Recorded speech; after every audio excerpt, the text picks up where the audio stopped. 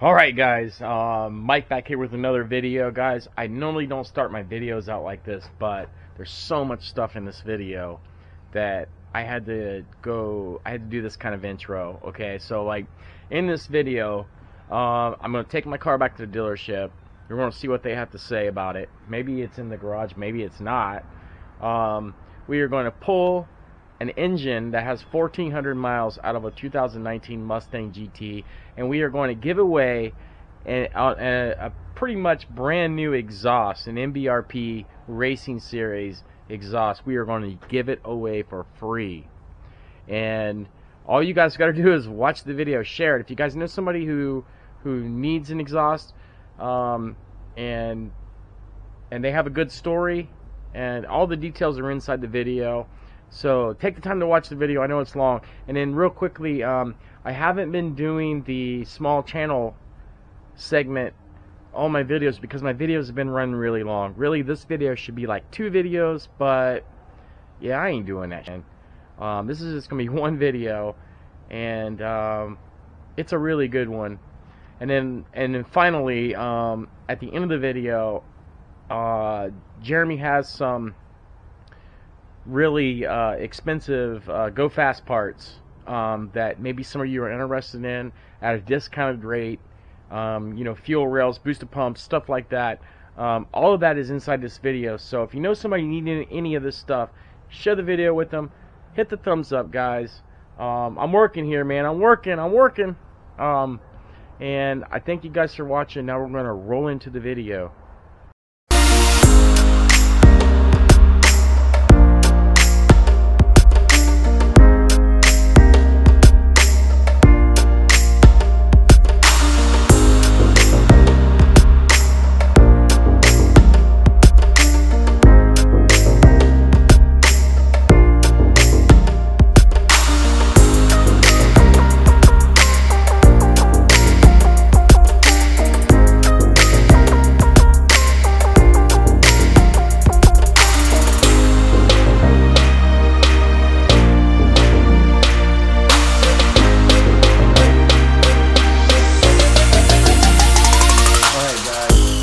Back to the channel. It's the morning that I'm taking the car back to the dealership. I need to start it up and let it run because it ticks really bad when it's warm. So I'm going to get it started up. I'm going to take my own camera and mount it inside the vehicle. Don't know if I'm going to pick up anything. Let me get this camera. Right now, I'm more concerned that it's raining outside and my car is beautifully cleaned. You guys know what I'm talking about. I hate having to take it out in this, but gotta do what you gotta do. So I'm gonna get this hooked up, get the car fired up, and hopefully we get some kind of results today. We'll see. We'll be back.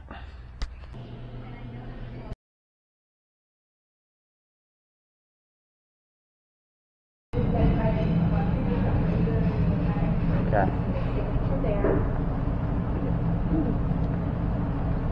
Did you say anything about hearing the engine noise?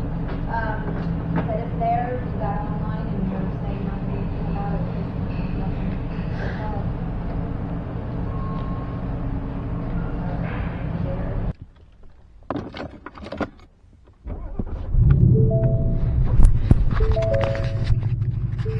it. Alright guys, so I'm clean off this lens.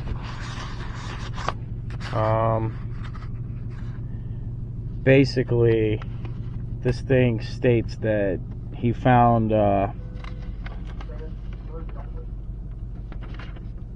couple of codes from the computer when they hooked it up, and found P0303 and P0316 in historical code. They did a PCM update, whatever that means. They updated the and he also put factory exhaust has been removed, clutch feels normal. And I asked her, and hopefully you guys picked it up on camera, maybe not, I asked her if he heard the ticking, the loud noise. He said it's definitely there, and he got online and they told him not to do anything. with my car. So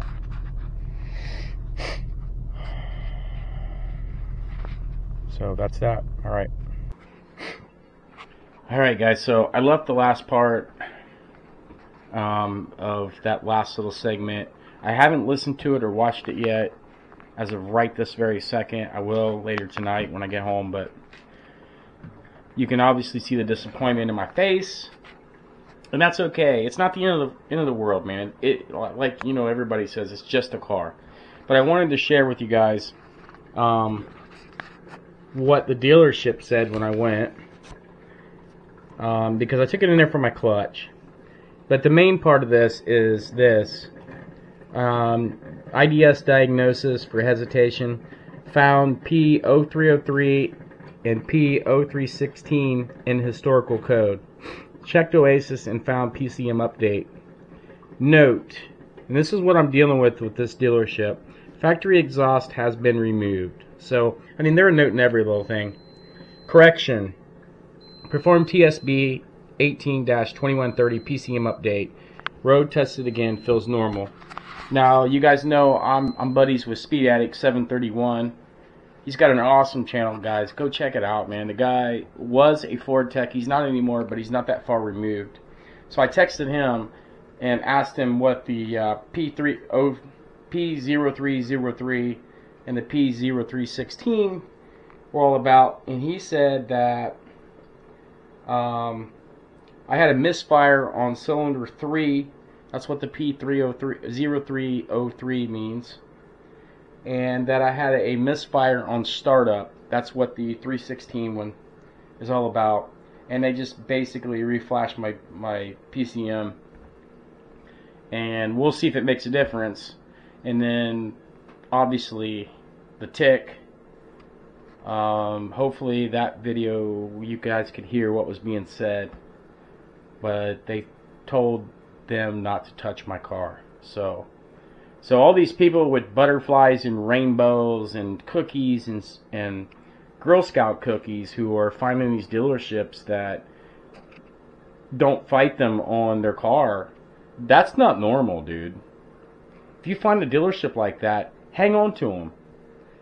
So anyways, I'm getting ready to head over to Jeremy's. I'm gonna take this with me. I'm going to head over to Jeremy's and see what he's doing. He's got big things going. Twin turbos, man, on a 19 Mustang with 1,200 freaking miles, dude. So, I'm getting ready to leave for Jeremy's, and I will see you guys there. Yeah, I'm disappointed. I've been fighting this for a long time, and I'm getting tired. But, the fight goes on. So, what else can I do? You either fight or you lay down. I'm not doing that. You'll never see me do that. Alright, so let's head over to Jeremy's. I'll see you guys in a few. Alright guys, so you just got done seeing the little the clips that I shot at the dealership.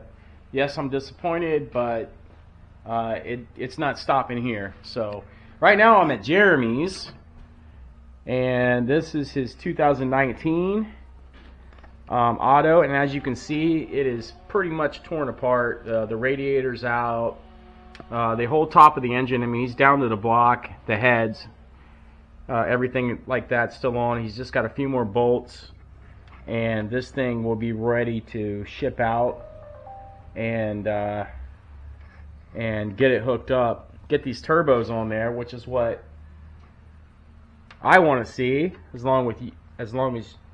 well as you guys also. My God, I can't talk.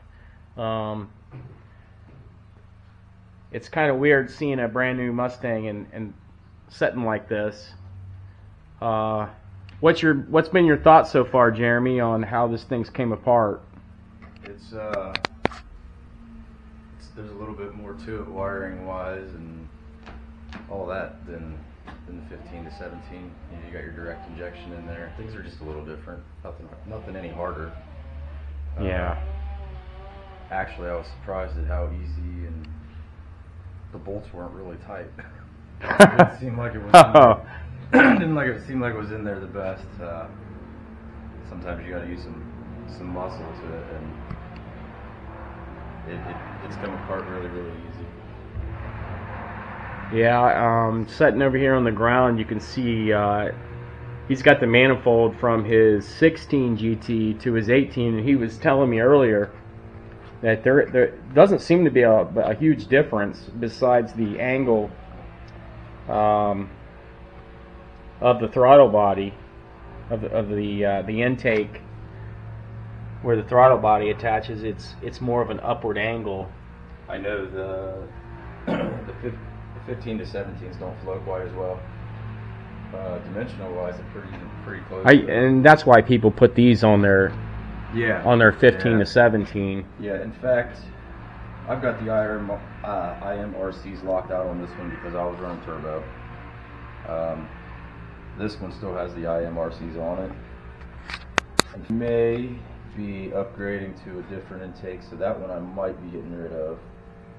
And it'll probably go with the fuel rails, the stock injectors and everything. In fact, I have a bigger set of injectors that could probably go with that.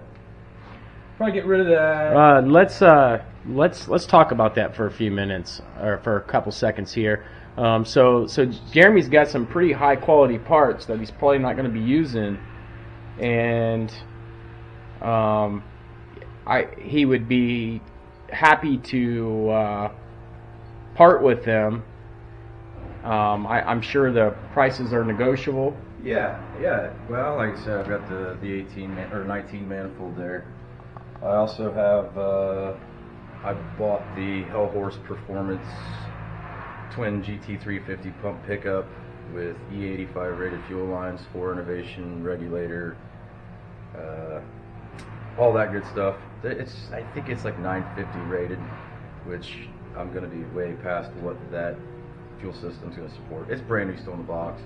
It's got all the wiring for the relay and all that. It's kind brand new, still in the box. Yeah, I'll get you. I'll pull it out here in a little bit and show it to you. I know when I talked to I think his name's Jeff with Hellhorse. He's got I think he designed that based off. I think his name's Xylee. Don't quote me on that. His fuel system setup, but basically it's kind of like instead of running an FC3 with the 4 innovations, you're running like a relay system that kicks the secondary pump on. Which, I mean, they work good. And he also told me that, you know, you throw a booster pump at it, that it'll support even more. I have a Vortech booster pump that I'm going to get rid of as well. I had it on my car for 600 miles, so it's basically brand new. 600 miles is not very much. In fact, it's still, I put it back in the original box. I mean, everything's there for that too. So yeah, just little odds and ends.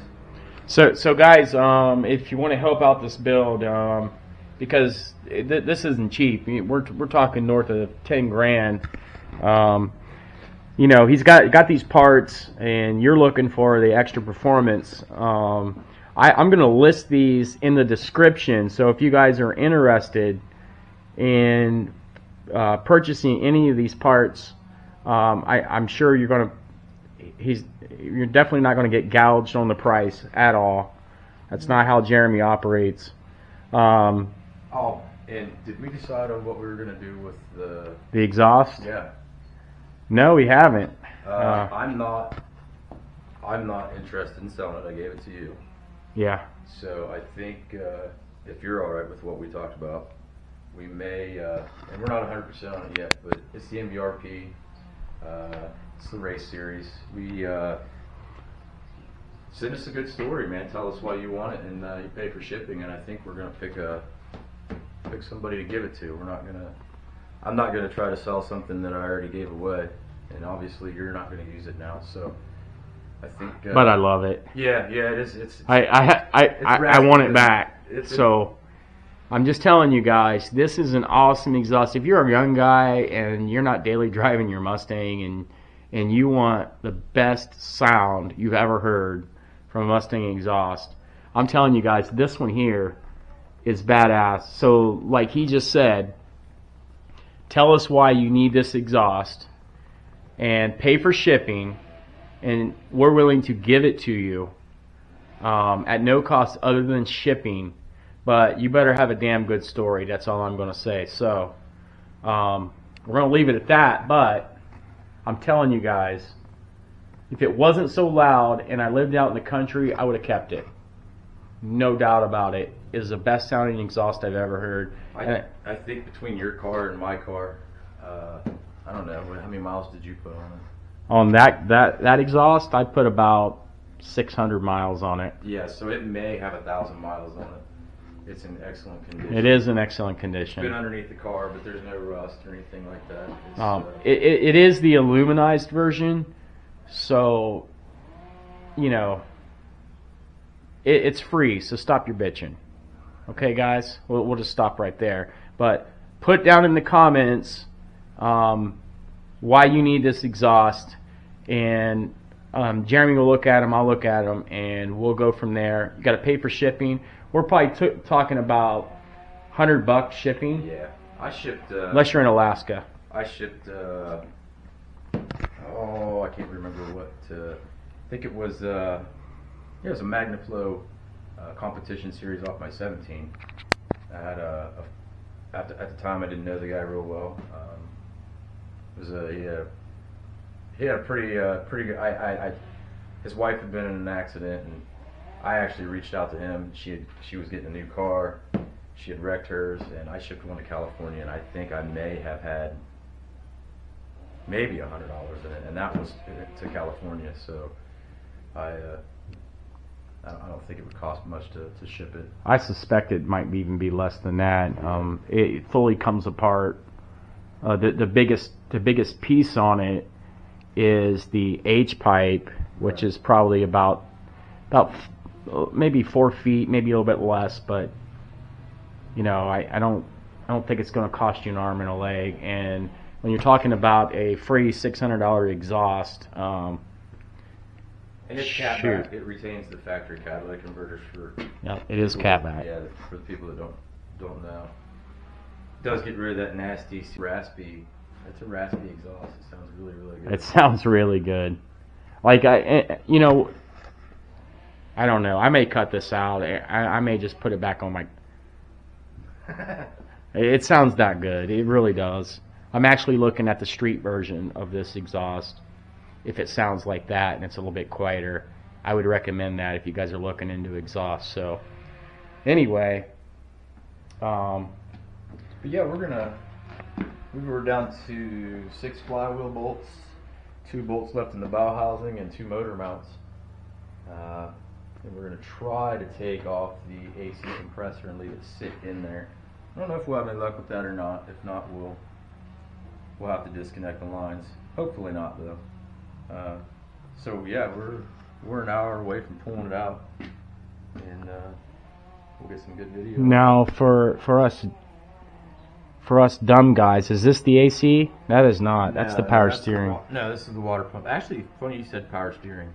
There's not a power steering pump on this car per se.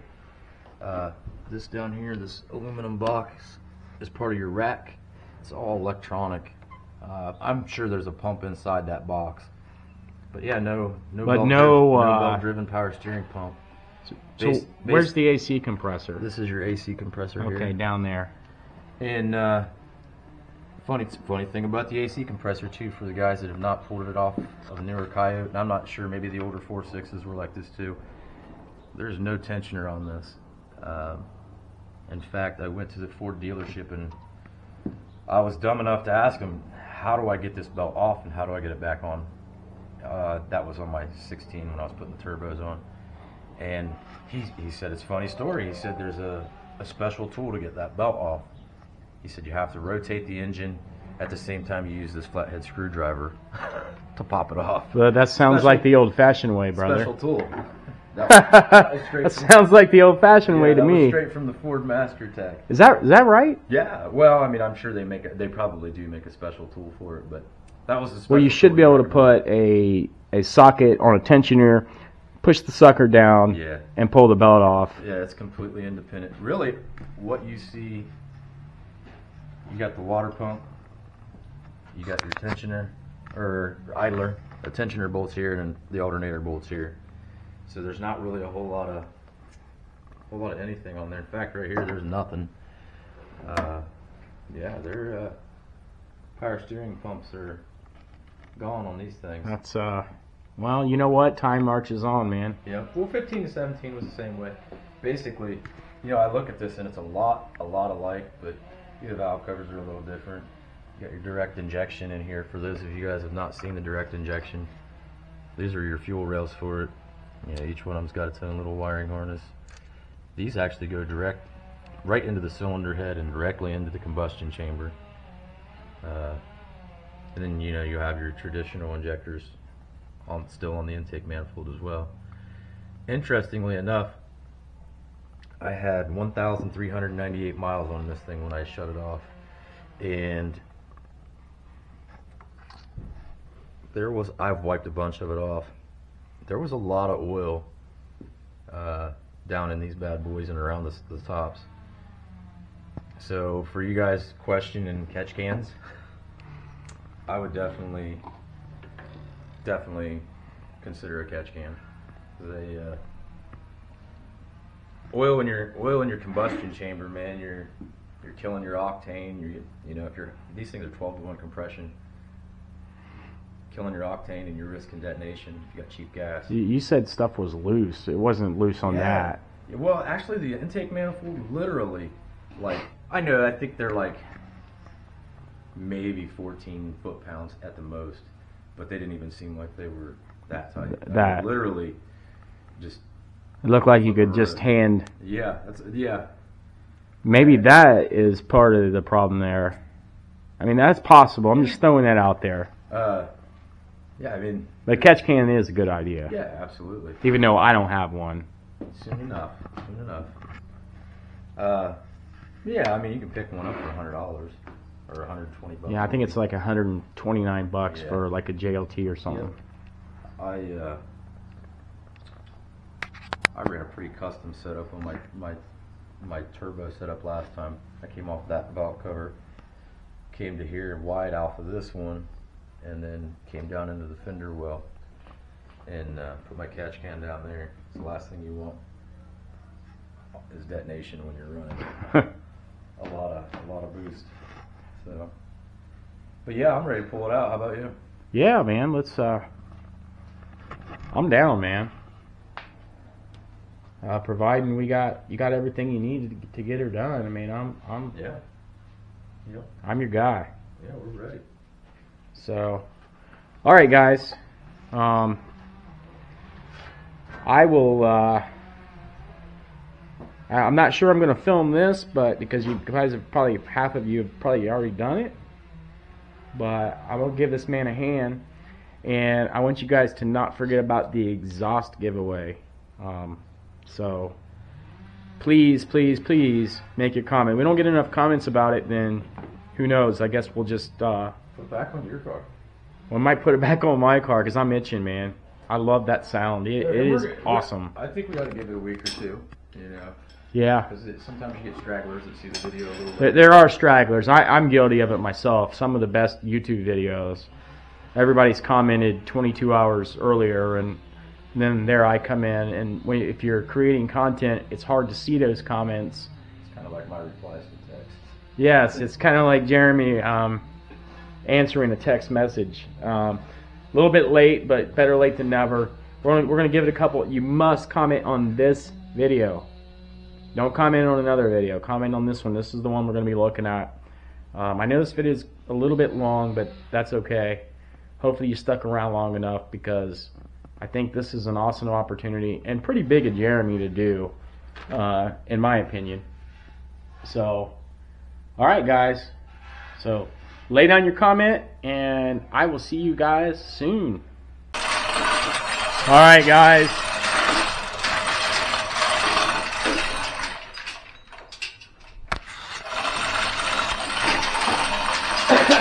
Alright guys, this Coyote engine is coming out from the top, but we only have about 6 more inches.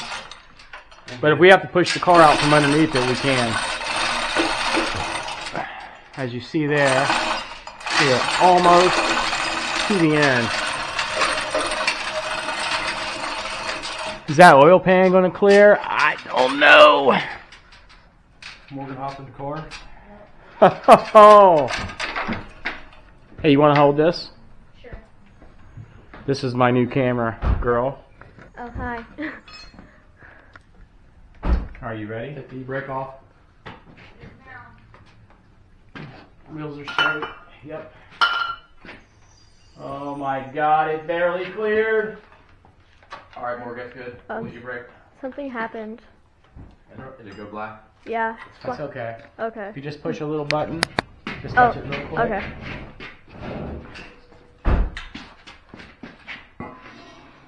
I don't want you anywhere near underneath that, guys. Okay. If it falls, it's gonna kill you.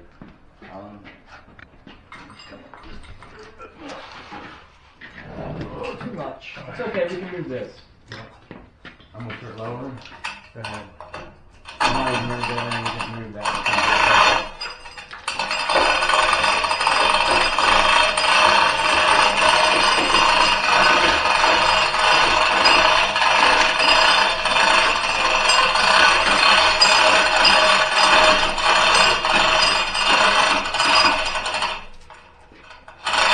I'll be honest with you.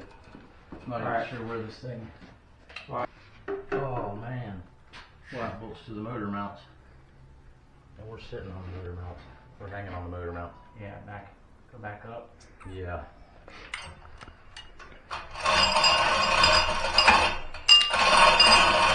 Alright, then slide that thing out of there.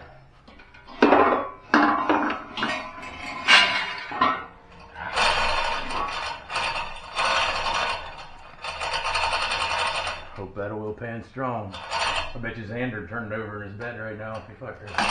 Are you gonna set it down? Yeah. How come? When I sit it down, we're going to try to balance it right on its. We need something to sit on. That's a composite pan, dude. I'm going back. I'm going back to a metal one anyway. Okay. What do you want to do? Hold her steady for a second.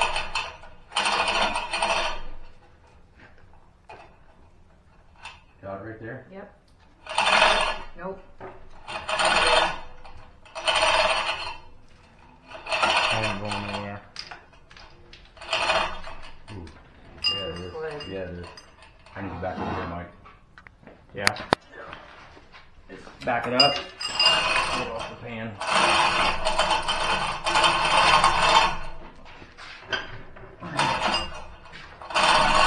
Okay. Good? Yeah.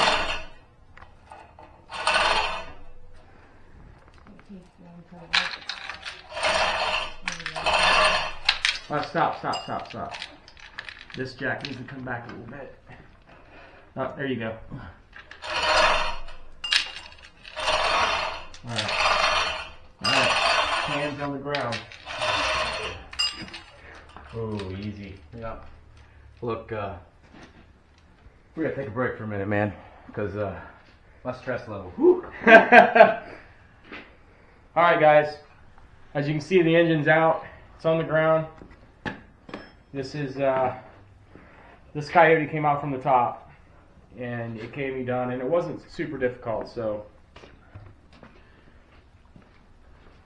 Yeah, look at that. Thank you, camera girl. AC lines are still on. Didn't lose any freon. Put the strap underneath the transmission to support it. You don't want the nose of it hanging down while you're trying to do all that stuff. Just binds it up even more. Yeah, and God knows what it's yanking on, so just put a little ratchet strap on it and support it. That was fun. Yeah, we should do this every day. No. Well, if half the guys out there with ticks got their way, Ford would be doing this every day. Yeah, I know I would. Alright, man. Alright, guys. That was fun.